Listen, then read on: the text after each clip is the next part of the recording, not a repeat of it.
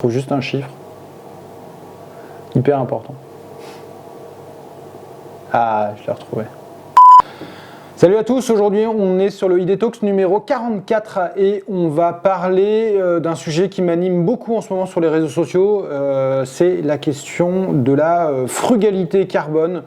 Le Parlement européen est en train de voter une loi pour se donner pour ambition un moins 55 ou moins 60% des émissions de gaz à effet de serre à l'échelle de 2030.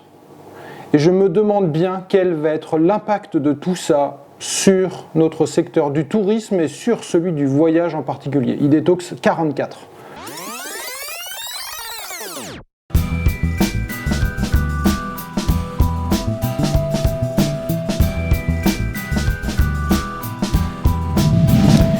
Donc comme je disais en intro, en ce moment je participe beaucoup à des débats sur Facebook, sur Twitter, sur LinkedIn, sur des groupes privés autour de cette question en fait de l'aérien, du climat et d'une forme de tourisme bas carbone en fait qui va devoir être appliqué en fait à terme en France, en Europe, dans le monde par rapport à la question de l'urgence climatique.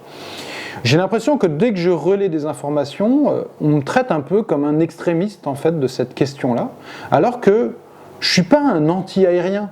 Ma vision est simplement de dire il y a des évolutions réglementaires qui vont impacter énormément à la fois les entreprises du secteur et à la fois le choix des consommateurs. Comme on l'a vu dans la période de confinement, dans la période de Covid, où derrière, en fait, il y a des éléments extérieurs qui poussent le consommateur, en fait, à faire évoluer sa manière de consommer les loisirs, les voyages. On l'a bien vu pendant le Covid et ça a un impact très très fort en ce moment sur le milieu du tourisme d'affaires, de l'événementiel, mais aussi derrière, en fait, du voyage d'agrément à l'international.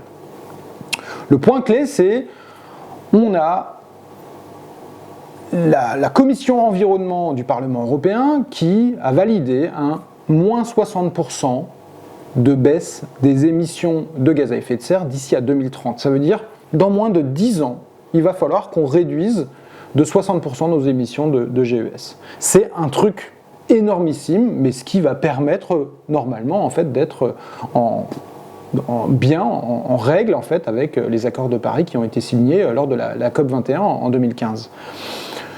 Ce chiffre-là, il est hyper important en fait, à prendre en considération. Il doit encore être voté par la Commission européenne, par les chefs d'État, mais c'est la trajectoire en fait, qui va aller dans ce sens-là.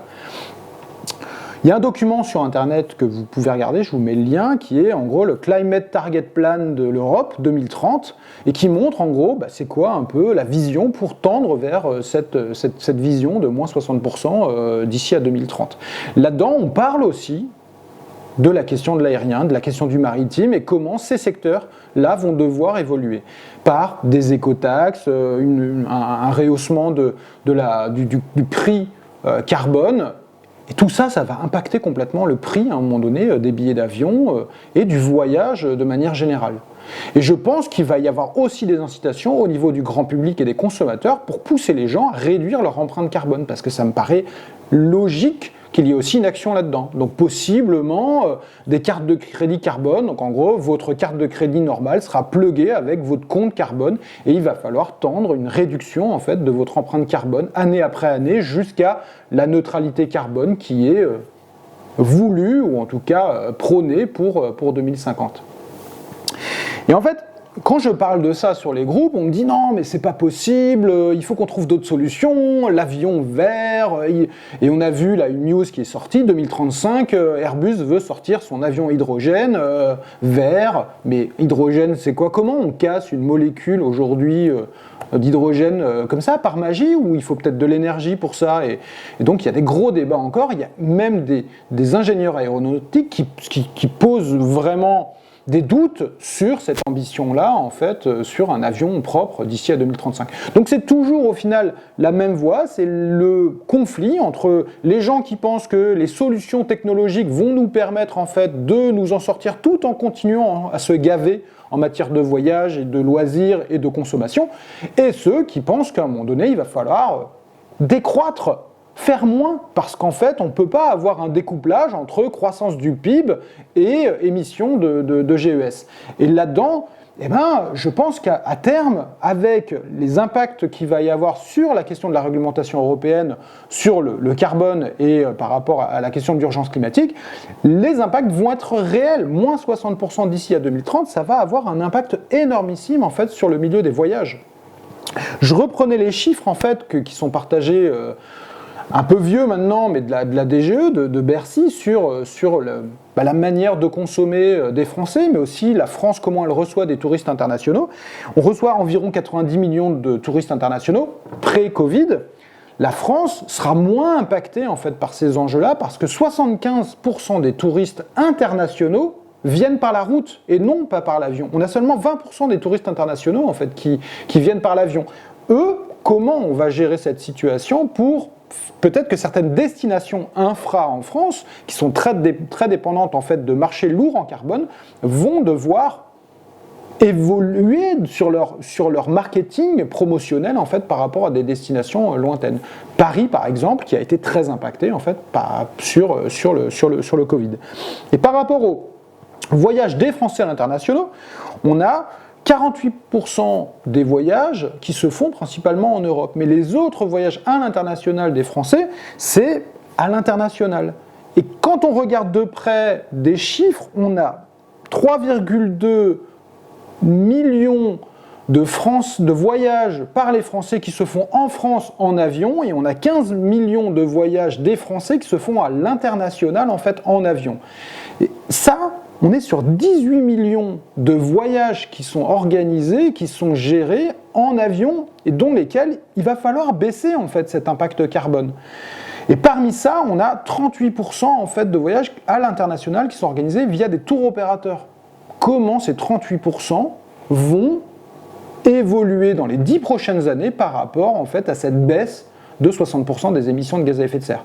Soit on dit c'est une exception le tourisme parce que c'est l'interculturalité, on va rencontrer l'autre, c'est bien, c'est important pour le vivre ensemble.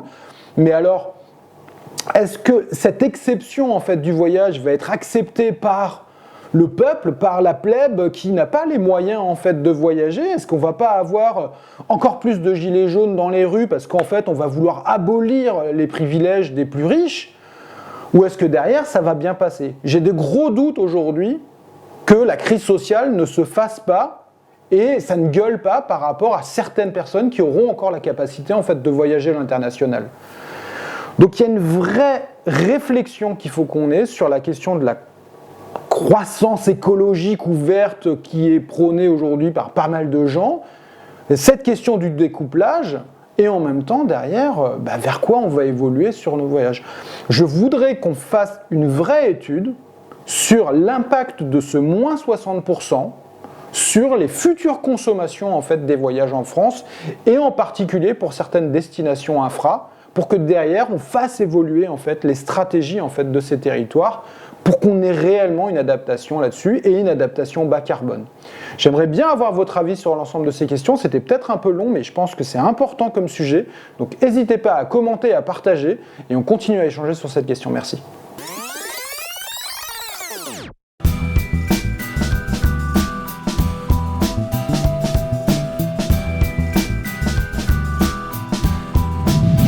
En conclusion, je pense qu'il va falloir clairement s'intéresser à cette question du tourisme local. On l'a vu pendant le confinement, pendant le déconfinement, à quel point cet été, on a eu un max de touristes français en fait, sur les territoires.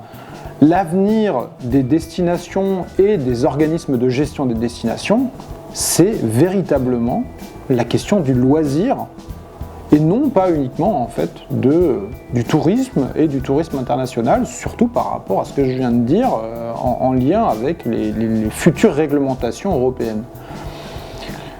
L'exemple intéressant qui est sorti là, c'est le Comité régional du tourisme d'Occitanie qui a décidé de s'appeler CRTL pour Comité régional du tourisme et des loisirs et d'appliquer en cohérence dans son nom la question du loisir pour faire en sorte de pousser les locaux, les habitants, à beaucoup plus de consommation touristique en local. Et ça, c'est un enjeu hyper intéressant en fait pour l'avenir. C'est un signal qui montre en fait une certaine voie du tourisme de demain et qui, à mon avis, On va le voir se dupliquer dans bien d'autres régions dans le monde.